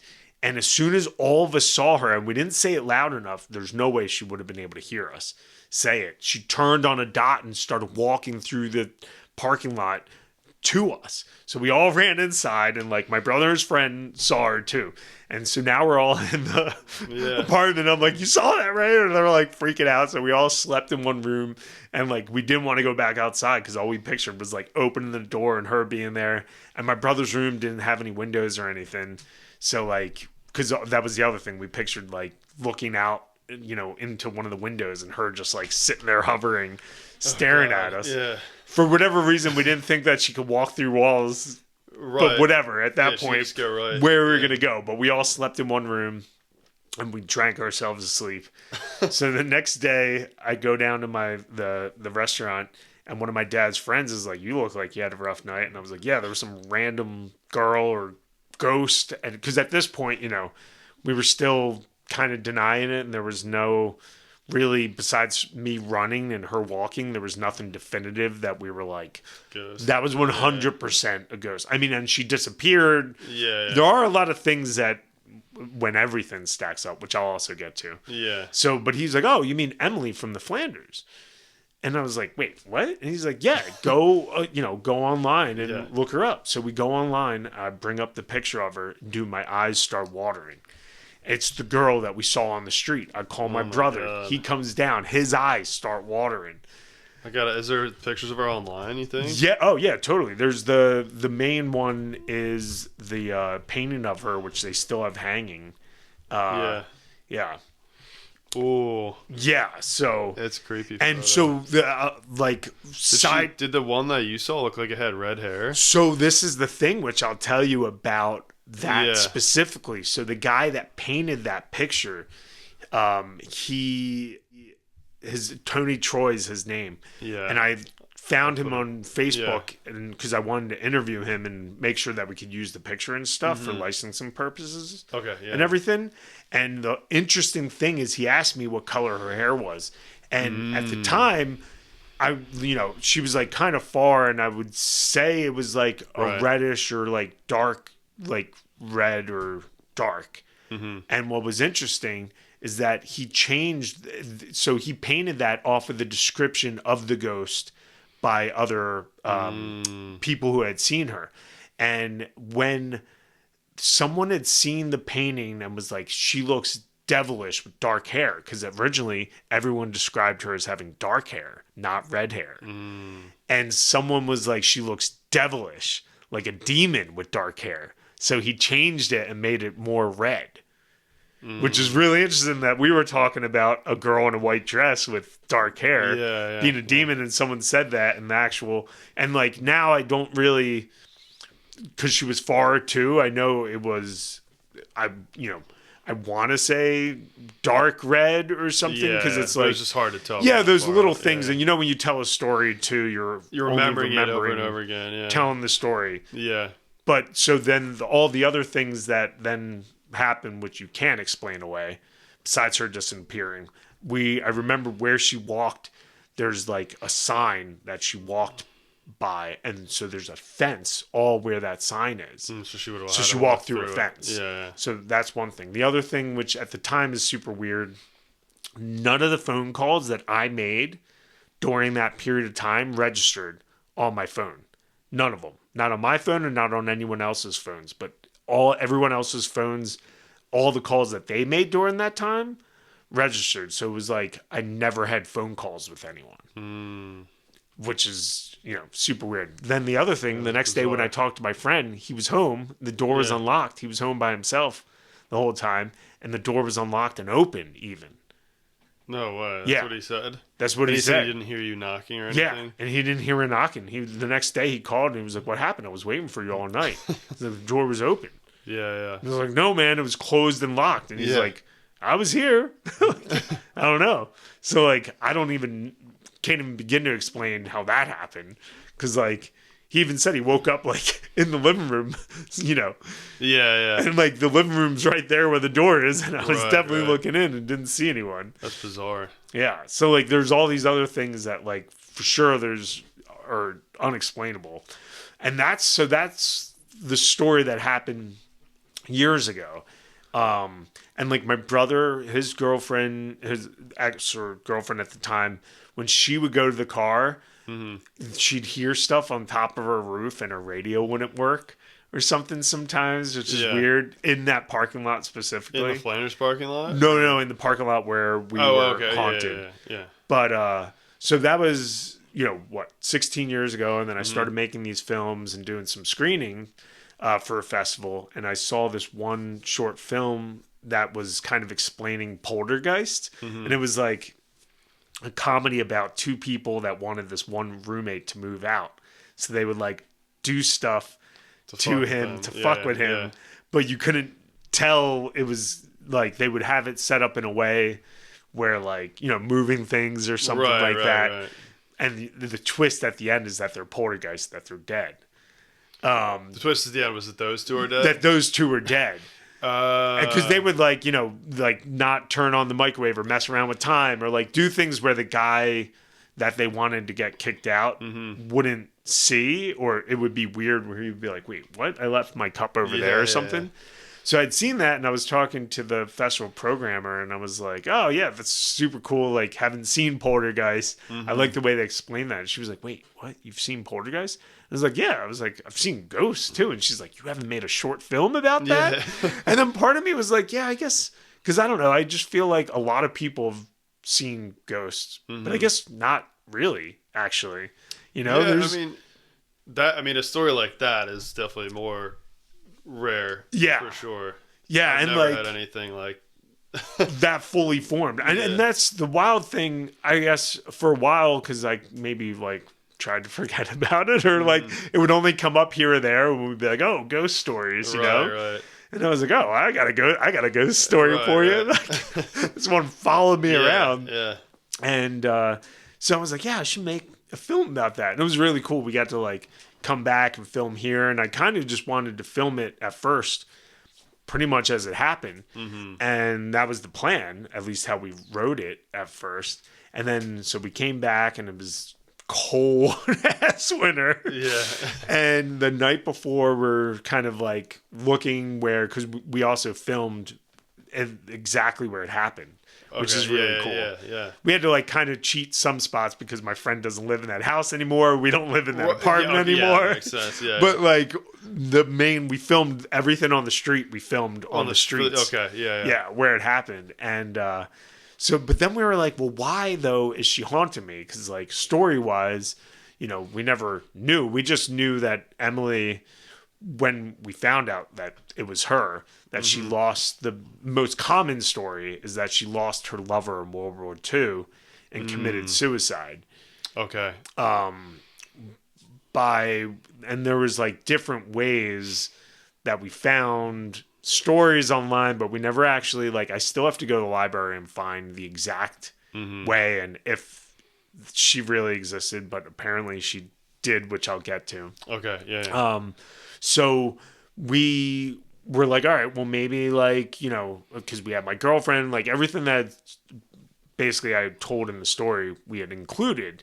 And I was like, well, maybe I'm like proposing to my girlfriend or something like that, or I want to propose to my girlfriend. Because she's also, that's the thing, she's apparently one of the reasons why she haunts is because she lost her wedding ring. And, because she lost her lover. So she's searching for a wedding ring. And she's also been known to materialize at the hotel during like weddings and like put her face on brides' faces and stuff. Really? Hearsay. These are like stories online. I can only speak to my truth for sure. But so we were like, well, maybe I'm like, looking for a wedding ring and maybe it's just her wedding ring. And like, I want to propose. And then we have like, the story of like her loss of love and like me having a fear of commitment. And this could be a good tie. So we're like, all right, tomorrow, the next day when we were going to film, because we were going to start filming at night, we're like, we'll go check out. And there was like, I think it was Henry's Jewelers on the boardwalk. Okay. And we're like, oh, like it was a really cool spot. So like, maybe we'll go there, ask if we could film there. We did. And they were like, cool. Yeah. And then that morning we had a gaffer who's supposed to come from New York with the 1-ton truck, which is like basically a huge truck full of lights.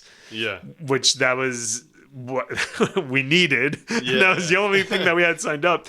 He was in the hospital all night long with him and his wife, so he couldn't make it. So he found a replacement for that day, but it was like that guy could only do that day, and then there was still 2 more days because we were going to film 3 days where we didn't have anyone. So we finally found another dude all on the same day. So this is all happening within like 12 hours of us writing in this ring idea.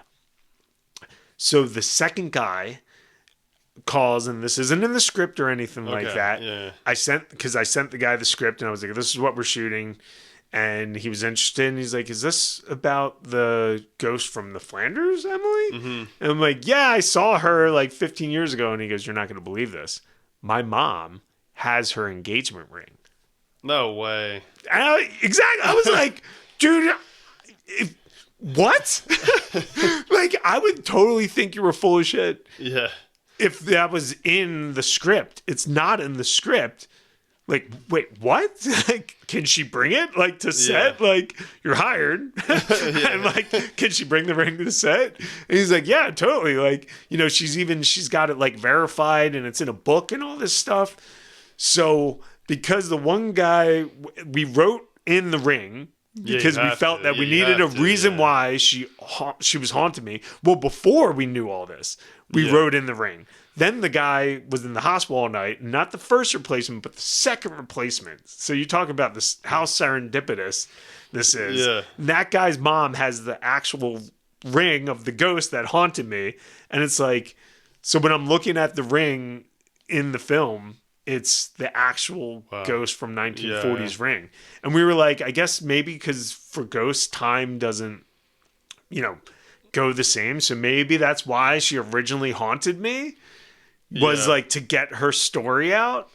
Yeah, that's a good way to look at it. Yeah. You know, because it's like, why why else, man? It's like how the like things that would have to happen, you know, us filming at that point in time. And that just also like the reason why we filmed at that time is because like my friend was going to be on the East Coast, who's my DP, for Thanksgiving that year, which he normally doesn't go for. So he was there, and we normally go to Ohio, but we ended up coming back because we had a festival, which I normally don't come back for Thanksgiving either. And we were in a festival in New York a week later, so we were back. So we were like, let's just do it then. And then all that happened, like all these things fell into place. That's bizarre. Yeah. Yeah. For that to happen. Maybe it is, man. Maybe it has something more to do with the ring. So where's the ring now? So I guess I know, right? That's what everyone says. Did you buy the ring? And I was like, destroy it, like. Well, I don't know, and that's the thing. Like, so the idea for the feature would be, I mean, kind of. Well, we've had a couple ideas, but like, you know, is it like a docudrama where like we actually are a film crew that come back and then like this happens, but it's like, you know, we have to try and release her with the ring. Excuse me, like, you know, to have like a seance or something. Right. We don't know, because that was the other thing too. Like I might have hinted to be like, hey, can I buy this ring? But like she's literally had it since she was a kid. So she's had it over 60 years. So like, you know, maybe if I end up making a lot of money or making the feature, I'll be like, yo, all right, how much is it going to take? But yeah, it's a crazy story. I feel like, so do you know, like, or have you heard like a full story of like what happened to the original woman or anything? Or so no, still kind of up in the air. That's the interesting part. So even her name, Emily, that was given by the guy who painted that picture. Because like I guess there were a lot of stories about this woman. Even know if that's a real name. Yeah, it was like the woman or lady in white is what they were kind of referring to her beforehand. I guess before, because I mean, she'd have been being seen before the internet, kind of in a way, you know? And it's like, that's, I feel like the interesting thing for our generation and seeing ghost stories and stuff like that is like, I mean, now ghosts have been around 20 years and it's interesting when you watch some of those like stories, but it's like, also I feel like before the stories and the real ghost hunters, you had like the Blair Witch Project and all these like fake renditions of ghost hunting where you're like, is this real or is this there's so many fake ones, and like, because I don't know if anyone's, it's the same thing like with UFOs, like, is this a real video, is it not? It's getting worse and worse with that now, with like with AI. I know, with AI and all that. It's crazy. It's totally wild. And but I mean, I can say I know what I saw, and not only did I see it, but my brother and his friends saw it too. It's insane that they saw it.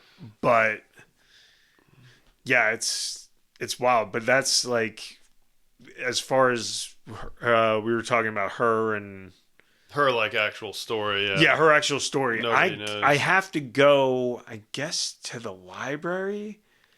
And see, because that's the other interesting thing about Ocean City is they don't really like deaths and suicides. Yeah, they probably sweep a lot of that. Yeah, they're not big, stories. It's a There's a couple stories, like I'm sure you know what happened like a year ago. We don't have to say it, but like there's like certain stories that happen and things that happen that they don't want. So I'm sure it's somewhere in the archives, because like the thing that we found, which I feel like you would know, is that she committed suicide by jumping off the building, and I feel like that would be in records somewhere. But where would you'd have to look through police countless records of 1940s, because it was apparently around the 1940s. Yeah.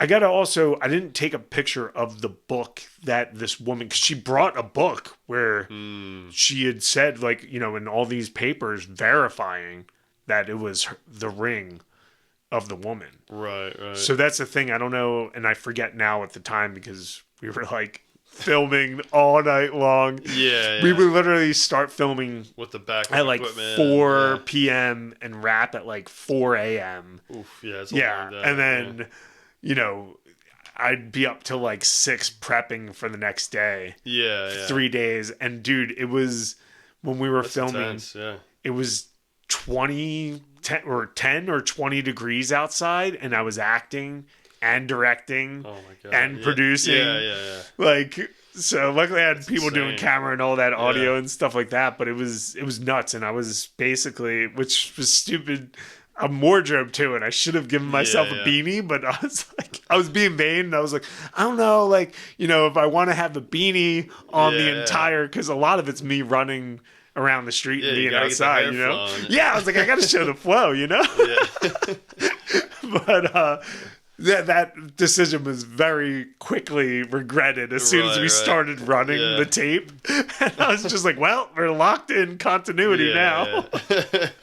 Yeah, that's right. You can't go back. No, we had a bunch of hand warmers and stuff. Yeah. But and then I haven't been, the only time I've been back is, when I've been working at the pizzeria. But hopefully this summer I'll find a day. Because I wouldn't even know where to begin. I guess I'd have to go to City Hall and try and look up records. You could try to use like AI to your advantage in that too, like asking that to see what it can dig up. Yeah, that's true. Because I tried. Because the only thing is, when you look online, it populates a lot of like these stories of like ghost hunters and stuff like that, which a lot of them seem to have the same story, but there's a couple ghosts apparently, which I didn't know this. Did you know that in the 20s, their bootleggers used to use like the Flanders, which I don't know. Let's put it this way. I know the Flanders, this hotel in Ocean City. Okay, yeah. No, because they were like, we don't want to be associated. Because I called them, I thought they would want to be associated. Yeah. But they were like, I guess it backfired, because they called like Emily the restaurant. You know what I mean? Like they have the poster still, or the portrait's still there. Right.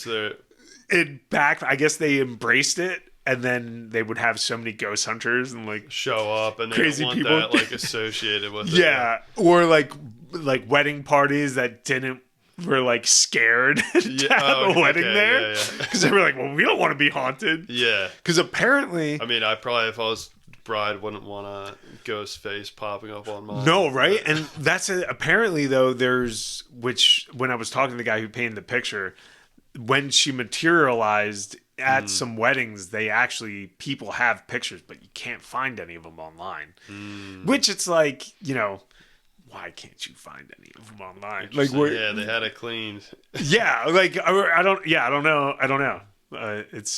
But I did do some research, and at least when we were trying the stories, we had a couple ideas, because then there's also, so in the basement there was apparently bootleggers who were like murdered.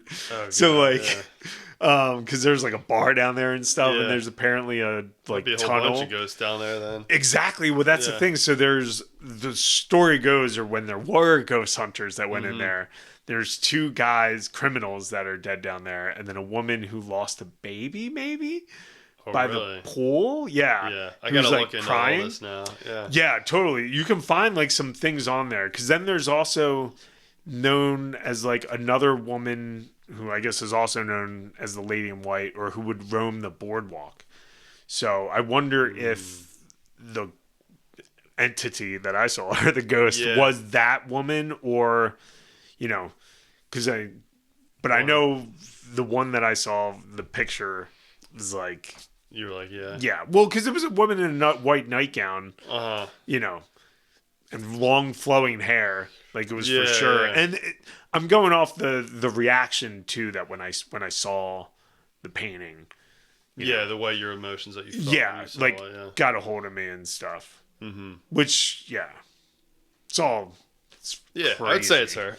Oh no, it's definitely it's definitely whatever entity. But when you actually like, it's really interesting when you try and really ghost hunt or get to the bottoms of things.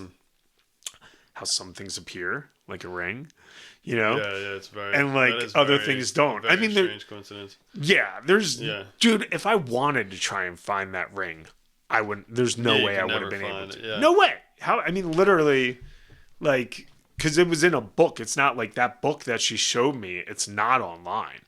Right. You know? Yeah. Yeah. Well, I'm excited to watch the movie once I'm able to, because it's not. It needs to go through all these like film festivals and everything. Yeah. First, so like the whole circuit, kind of. Yeah, exactly. Right now, you can watch the trailer online, and we're going to be having our world premiere in LA at Dances with Films, which I'm super excited for, and that's on June 25th. Nice. And then here in Jersey at the Jersey Shore Film Festival on June 27th. I think it's up in Red Banks is where. Okay. Is that something where like people in the public can get tickets to it, or is the Jersey Shore, either of those people can get tickets to go see. I'll have to throw some links up here or something. Yeah. And then eventually, I mean, we'll hopefully play at many more festivals throughout the year, and then like after a year, pretty much once you're done your festival circuit, then it'll go up online to live online. Okay, so wait, you said it's like a year of festival circuits? Yeah, kind of. I mean, I think. Most likely, because like the ones that I had already submitted to, like I had tried to get into some of the larger film festivals first, which we didn't succeed. It's apparently very hard and very political. Yeah, I thought I had a good shot going that it's like a true ghost story. Yeah, that was under 15 minutes. right. Which is like huge. Yeah, but yeah, I guess you need to know people and stuff. They're. So I mean, hey, maybe, if this one does well in this circuit, right? And that's the thing, too. Like, apparently you can, just because I got into these other ones, doesn't mean you can't, if it goes well or something like that. Yeah. Afterwards, like, get into more on the tail end. But normally it's, like, kind of like a year, Because you kind of, I've also learned you got to strategize, and kind of your world premieres, like, you can only have one world premiere. Right. So you want to make sure that that's at some of the biggest ones, because a lot of film festivals want to be the world premiere. So like you can't, not to say that's a hard and set truth, but for the most part, you can't play at a small one and then a big one. Yeah, because I'm like, that's already... Yeah. It's old news or whatever. Exactly. That's the way they look at it, at least. Yeah. So, because they want to be the ones to premiere and like... Right. Even like as far as like trailers and all this other stuff. They would have to have a hand. Yeah, I'm learning the less you put out online, because they want to have the exclusive, or it's like... I mean, there's one of two ways. It could help you or it could hurt you. Because like, my thought process was I released the trailer, and I was on like a horror podcast where I told the story back around Halloween when like Sundance and South by Southwest were making considerations. So I was like, oh, this would be cool. Like kind of get some buzz about it beforehand. Right.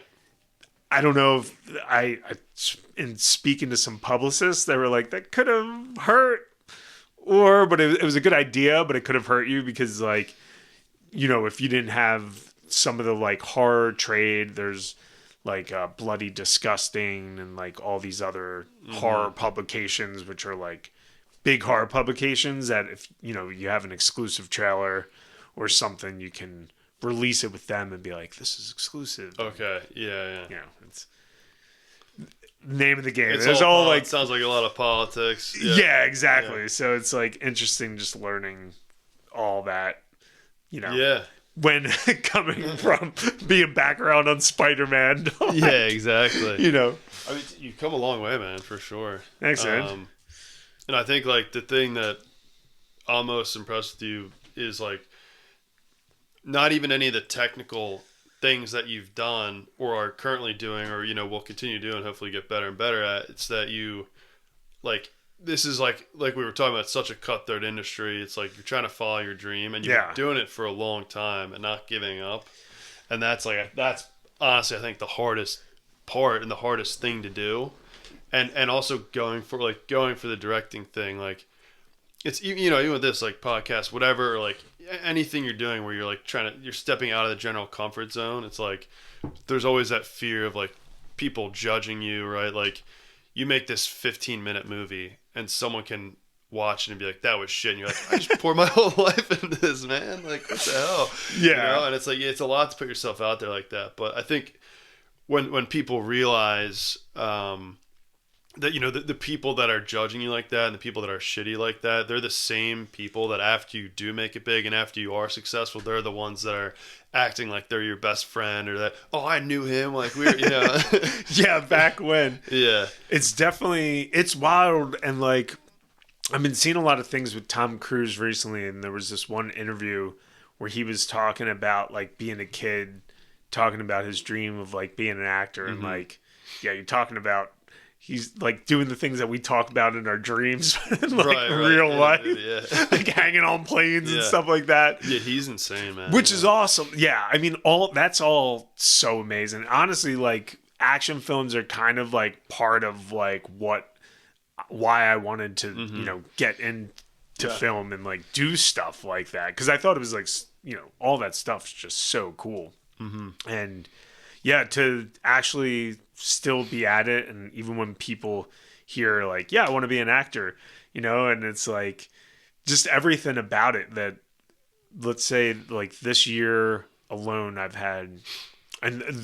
actually done quite well this year. This is a good year, but let's say I've had like 100 auditions and I've booked 2 jobs. Yeah. It's actually a really good ratio. It sounds like good numbers. Yeah. Yeah. Honestly, normally, dude, it's like 150. 500 and book 0. Yeah. Exactly. And it's like, a lot of the successes, which, like, a lot of people don't understand, is like, oh, I got a callback for this, which means, like, out of the 10,000, you got down to, like, the 25 people. Yeah, and that's like actually a very, like, a huge career accomplishment. But, like, that's nothing. Yeah, you don't actually get paid for it. Yeah, you don't get paid for it. You can't put it on your resume. Yeah. Like, nothing. But it's like, you as yourself, it's like little, and you just, like, keep chipping away at it. And it's kind of, I don't know, it is like a wild thing that, I've chosen to pursue. But it's like, I don't know, I guess coming from, like, my dad and my other family, like, of immigrants, when you think, like, we're going to the land of opportunity, when I think of the choices that they made, and, like, how they just pursued their passion and dreams, which, are kind of different and nothing less. I'm sure like, people thought your dad was insane when he said, "I'm going to start this Italian restaurant," and and then getting into multiple and getting into 9 at a time. Yeah, dude, but he came with $500 in one suitcase to this country, and at one point owned like 9 pizzerias. And I'm sure people told him, like, dude, what are you doing? Get a construction job. Yeah, stop. Yeah, no, but then that's the thing. It's like, you gotta. As, like, corny as it sounds, but if you have a dream, you really gotta, if you want to pursue it, you have to have dedication. That's like having a dream and going for it. It's not for the faint of heart. Yeah, that's for sure. Because it's like 22 years at it, and you have to be motivated. You have to have discipline. You have to have a good work ethic. Yeah, all of it. You have to actually be good at it, or have the potential to learn, or how to get good at it. Stay at it long enough where you get it to know enough people where you can skate by. No, but even at the end of the day, you just still, you have to, you get better at it and be good at it. Yeah, absolutely, man. But yeah, I think it's one of those things where it's like, you'd be a fool not to, if it's going to, like, eat you away when you didn't go for it. Like if you go for it with everything you have and it doesn't work out, like you can still walk away being like, all right, I threw it all down. Yeah. Put it all on the line. Where as opposed to like, I know so many people that it's like, just they talk and talk and talk about like, I could do this, I could do that, and like I could be so great at this thing, or like if I had just like gone for it when I was younger or whatever, and it's like, shut up, man. Like either do it or don't. Like go for it or don't. But like you can't spend your whole life harping on it when you're not going to go for it. And a lot of people do, and a lot of people live with that like regret their whole life. Yeah, where it's you just literally you have to do it. You have to like figure out whatever steps there are. And that's like, I guess that's the other weird thing too, is it's not being an actor. It's not like, okay, you do this, and then like, you know, you're here.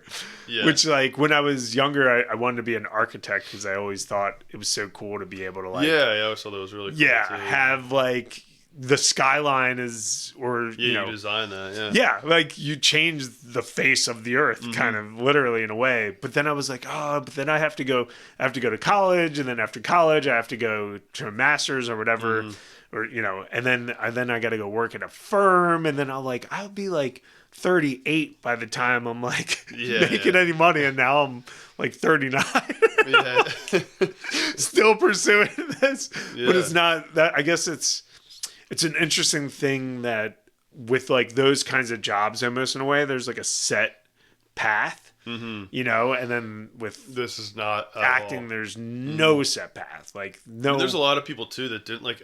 Like Liam Neeson, didn't he not get like any of his first roles? So he was like 40. Oh yeah, like Morgan Freeman. Like there's so many people that don't, and that's the thing. I feel like the majority of actors, you only know like, oh, they just blew up one night out of nowhere. Or you just think they're always famous, or yeah, you don't realize like, oh, they've actually like, you know, been doing this. I was gonna say, I'm sure like, say, you know, let's say you release this movie and it's like it blows up, and then people are talking about you like, oh, he was an overnight success, and you're like, it wasn't overnight for me. No, it was actually, it took 22 years. Right. It was, well, you are in a way, but no. Right. Because that's kind of, I guess. I mean, that could happen for a lot of things, but definitely in acting, that's very much the case. Yeah. And then when it happens, though, the cool thing is, at least I feel like that's why I keep at it, is once you're on that other side of success, or continued success, I would say, because like, there's not really one job, because you're only employed even if you're on a TV show until that TV show ends. Yeah, exactly. You're employed for like 6 months or something like that. And then you're, you know, stuck looking for another job, not knowing whether your show is going to be canceled or not. So it's like, you have a success, but then it's like, a way to try and find more success, or at least continue to like live your life in a happy and healthy way in between those jobs as well. Yeah. Failing upward, I guess. Yeah. I mean, one of the guys I listen to a lot is like, it's like have a bad plan because it's better than no plan. Oh yeah. And just go for it rather than like waiting around and trying to formulate some amazing, because you can't, like, I'm sure like with all of it, acting it, especially with like directing and making your own movies, like I'm sure there's stuff you can't figure out like until you just do it. Oh no, dude, the curve like for directing. I mean, a lot of it, I watched like a lot of videos, master classes. Oh, sure, yeah. And like even this and making a horror was interesting, making my first horror film. And then especially like working on a budget, because it's not like, oh, I'm going to make this film and then I have all the money in the world to do whatever I want. You're like, no, I need to figure out how to do like this like huge thing with such a small budget. Right. But it's a cool learning curve because you get to like figure out how to make something look like it's a very high budget with no budget. So like when you actually have a budget, you know, the possibilities are then even that much more limitless. Yeah. So, but yeah, it's definitely, you need a plan. And the more as the films have gone on, my like pre-production plan has gotten like a lot more intricate. Like, and I mean, I'm trying to think, because maybe like before I would like shot list, but like for a film in general, when I make it, like it's every shot. So like every cut is like a new thing that I've actually like written down. I was gonna say with this, I mean, it's like like you said, you're on a very limited budget. It's like time is money. It's like you can't be screwing around. Like you have to like have a I imagine pretty strict schedule with this. Oh yeah, dude. And like the first so we shot 3 days here. So actually each of my films I've shot in more or less 5 days. Okay. Except for the first one was actually 3. We did 23 pages in 5 locations in 3 days. Wow. Which is like a lot. Like normally. Yeah, no, it sounds insane. Yeah, normally I feel like on a huge set with like tons of people, they maybe do like anywhere from like 5 to 8 pages a day. And we were doing that with like a 5-person crew. And how many like actual days is this spaced out over? 3 days, like a weekend, because you want to like you keep it all tight.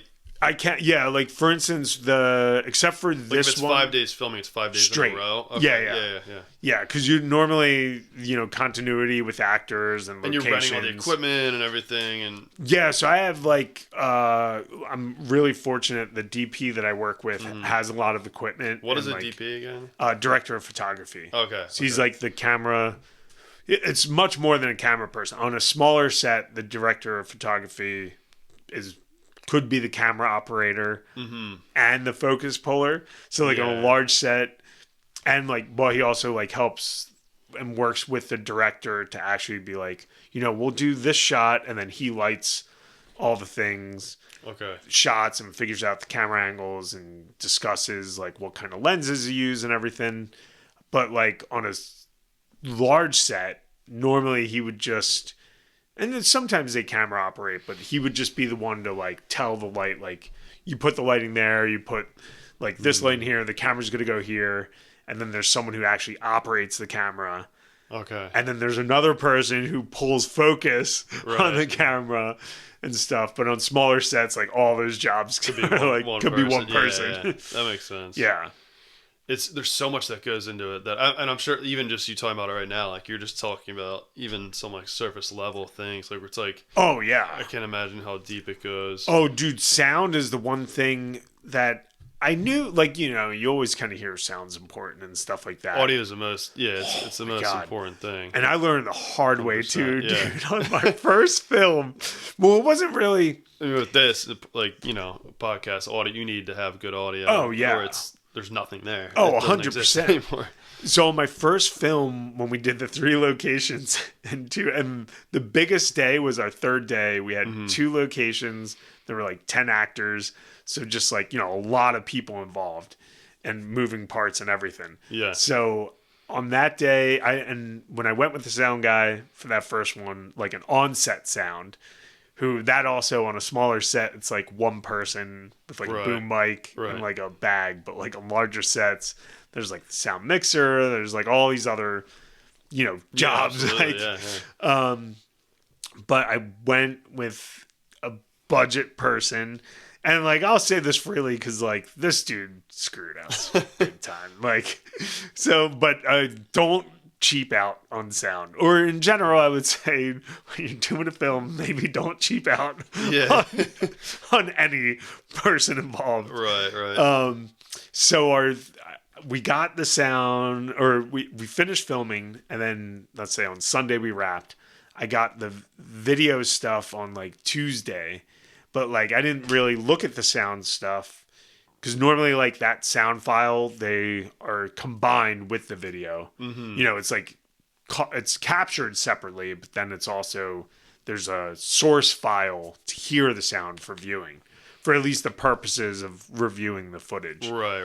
So I didn't really look. I got the sound from him sent online because sound files are smaller, and I was reviewing the footage, and then we got to these couple takes from this one day where there was no sound. So I was like, oh, okay, let me like open up the sound files. And I went to sound files, and there were no sound files. And I was like, wait, what? And like day 3 was all day 2's audio. So I called the sound guy, and this is like Wednesday. This is 3 days after the job. And granted, remember, sound files are small. So there's also no reason why he shouldn't have them backed up somewhere. And I was like, hey, man, you sent me day 2 twice. Like, there's no day 3 audio. So Oh God. he calls me back and he's like, hey, man, so the small dilemma. I'm like, what's the small dilemma? He's like, I deleted that card. And I was like, what? He's like, well, we could just like film again, right? And I was like, are you going to pay for the 10 people, 2 locations? Like, no, we can't film again. So like the only audio we had was the scratch audio, which is like essentially all the lav mics and the boom mic and everything on one channel. Yeah. Which is like basically the camera audio is almost better than that because it's literally, just, it's just everything put together. So I had to, I ended up finding and working with the sound designer, which is really cool because at first when I was working with the editor, when we were talking about the project, he was like, yeah, I could do like sound design. You know what I mean? You don't have to worry about, because it was a smaller budget. Same thing, like wear multiple hats. Yeah. He's like, you don't have to worry about that. But then now that we had no audio, or at least the only audio we had needed super cleaning up, I had to work with a sound designer. Right. Which is awesome though, because like, well, I mean, it sucks, but in a way, it's good that I learned that hard on my first film, because now I've always worked with sound designer. Yeah. And what's really cool is actually on She Follows, the sound designers that we had have done like huge projects. Like the one supervising sound mixer did Loki. The show. The show, and like Grey's Anatomy for years, and like her partner did like I forget, Emancipation, and like a couple other, I forget the other like huge movies that he's done, but he's done a bunch of huge movies and stuff as well. Yeah. So the sound on this stuff is really cool. That's and like, awesome. And that's really important too. Oh, totally in horror. So it was also really cool because I had never gotten to work in 5.1 surround sound. So I was able to be like, oh, like, wait, we could have that sound just come from that speaker and this sound. So like creatively, it was really cool to have like, you know, my limits expanded for what we could do in a way. And we got like visual effects and stunts in this one too, which is really cool. I'm really excited to watch this one, man. So it's, I guess, when can people, so it'll be about like a year till people can watch it like online, or my hope is festival. I don't know if you remember, we'll get it at a bigger festival, but also like kind of now that the Boardwalk has the movie theater again, I want to try and talk to the movie theater, because like I think the guy who owns it, his son works, because they just reopened that too, because it was closed forever. They just reopened it, and one of the pie pullers, I think his uncle or something, owns it. So like we kind of have like we know, I guess, who owns it or whatever. Yeah. But I was gonna ask and be like, hey, would you guys want, like, I could just give you the film to play? I don't care. I don't need to make money from it. Yeah. But like, would you want to just play it? And because I think it would be cool to play a short film on the Boardwalk about the Jersey Shore. No, it'd be awesome. I would say try to approach it first, right? I was gonna say, for your sake, like try to approach first, like where maybe you get something out of it. But if they say no, then be like, all right, like I agree. It would be really awesome. I know I'd be telling people. The only thing is, I have a licensed song in it that I don't know. It's technically exhibition. I can only do like festival use because it's but it's not. It can't go out. Well, so what do you do? So technically, once it goes on like YouTube, that song can't be in it, so you'd have to I don't know, that's the thing. I don't know if I can do it, or when I put it up, if I have to put a password on it. But like I could tell people the password, so like technically it's not like open to the public.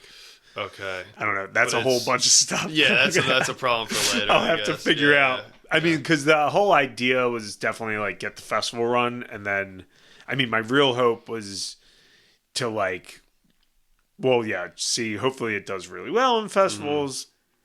Hopefully I do really well over the next year, and then regardless of what the retainer is, to like put it up online.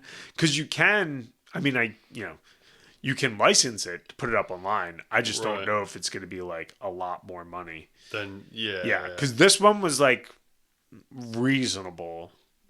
compared to, so I wanted to make a film about Val Kilmer and how he won the role of the Yeah, Doors. I saw the video you put online about it. Yeah. So I wanted the song that he used was Love Me, or I'm forgetting now. Yeah. Anyways, I forget exactly what song it is now, but I know I've reached out, and which is actually really hard to figure out who owns the licensing to a song. Okay, yeah.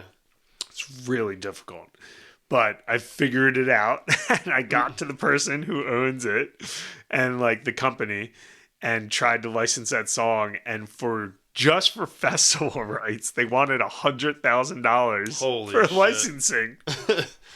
I was like, yeah, no, I'm sorry, I don't have that kind of money. $20 and a free pizza from my restaurant. But so yeah, I mean, that was a little unreasonable. So I don't know if it's going to be that much to, license. Yeah. Because we also originally can you change the song? Yeah, you can change the song. For artistic purposes, you really like what you have in there right now. In this film now? Yeah. I could change the song. It'll probably... We'll have to at some point. Yeah, it'll probably cost a bit. Or like I said, like I don't know if there's like a workaround where like if people want to watch it, it's like, only... It's not... Because it's technically not available to the public, Right. If you give a password. Yeah, I guess so, yeah. I don't know if the public's password. I don't know. I have to ask a lawyer about that. Yeah, exactly. I have to talk to a lawyer. Yeah. But for the Val Kilmer thing, I really want to use that song, and we'll see. Because we tried for this one, we were actually going to use a different song at first. We were going to use "Can't Take My Eyes Off You," but we straight up got denied for licensing. Oh, wow. On that. I finally figured it out and was working with this company, but then who does that specifically? Because at first I couldn't figure it out, but then I was like, no, if there's a will, there's a way. And I figured it out, finally got in touch with the person, and then they were just like, no, but it ended up, I think I know why, because there was another horror film that came out, or what was it called? Just recently, it was with, there was another horror film, I forget. Yeah, whatever. They used that song. Yeah. So my thought process is maybe they had a rider or something like that that no other films could use this song. No other horror films, because it was a horror genre blend like mine is, a horror love story. Right. And it happened to come out at the same exact time.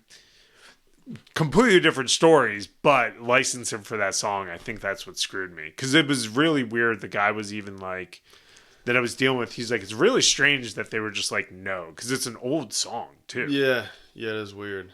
Yeah. Huh. But. Yeah. Well, dude, I really appreciate you coming on. Yeah, I know. Yeah, we can talk. No, we've been Are you running out of space? No, we're good. Yeah. How long do you think we've been going for, if you had to guess? An hour? 2 hours. 2 hours? Yeah. Shit. Yeah. That's wild, man. No, it was a lot. This was great. A couple episodes, stuff. So I guess as we kind of wrap it up, if you want to, I guess tell us what's next, and anything else. I guess anything else you want to say to people too, about this film or anything. For sure. I mean, this right now, this is kind of my baby project now. She follows, and next is hopefully the Val Kilmer project. Yes. Or some other not a big short documentary film style. Yeah, either short films or hopefully one of these projects which are proof of concept.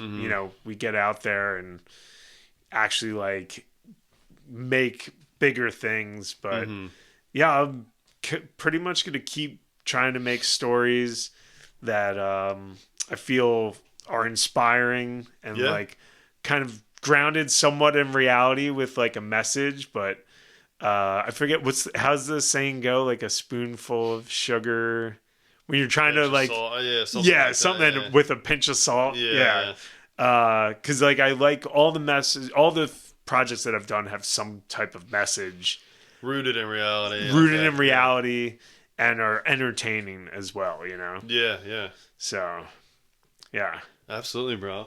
Yeah, definitely check out, like, all the things are in Gio Imagery Productions. Yeah. You can check out, like, on YouTube and stuff. Yeah, that's the other question that I've been forgetting to ask recently, like, where people can find you, like, if you want to give out your Instagram and YouTube, any of that stuff. Yeah, so my personal Instagram's Gio, Gio _Randazzo 8. Which I don't know if you put it there. Yeah. I'll throw it in the cat. I'll throw it in but Gio Imagery Productions is the YouTube. Gio Randazzo. You can find like all my acting stuff if you Google me. I'm quite Googleable. Yeah. So. Yeah, awesome. Well, everybody check out She Follows and stay safe out there. Don't go outside in Ocean City at night, I guess. Awesome. Thanks, man. All right. Hell yeah. Thanks, everybody.